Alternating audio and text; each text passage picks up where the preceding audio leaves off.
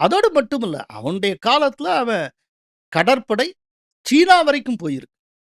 சீனாவுக்கும் சோழ தேசத்துக்கு இடையில மிகப்பெரிய வர்த்தக உறவு இருந்திருக்கு. இவ்வளவும் இருந்திருக்கு.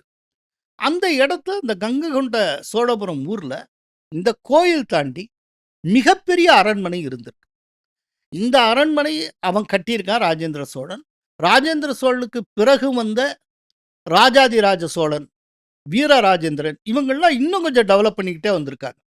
பிரமாதமா அந்த அரண்மனை இருந்திருக்கு. அந்த அரண்மனையில என்ன பியூட்டினா, வெளிப்புற சுவர்னு ஒண்ணு உண்டு. உட்புற சுவர்னு ஒண்ணு உண்டு. அதாவது 2 பிரம்மாண்டமான சுவர்கள். மதில் சுவரே அப்படி. வெளிப்புற சுவருடைய அகலம் மட்டுமே 8லேருந்து 10 அடி அகலம். அதுக்கப்புறம் உட்புற சுவர்.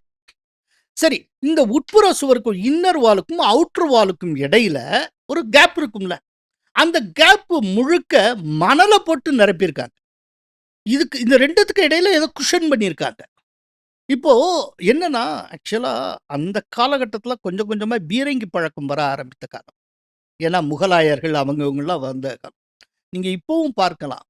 இந்த பெரிய பெரிய பஞ்சு மூட்டைகள சுத்தி வேற அடுக்கி வச்சுட்டு, மிலிட்டரி பீப்பிள் வந்து கன்னோட இருப்பாங்க.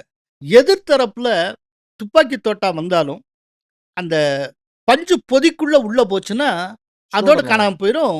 அது ஒரு குஷன் எஃபெக்ட் குடுக்கும். நம்மள பாதுகாத்துக்கலாம். அதேபோல இது 2 இவ்வளோ பெரிய ஸ்ட்ரக்சருக்கு இடையில மணலா இருந்தா அது எப்படி இருக்கும்?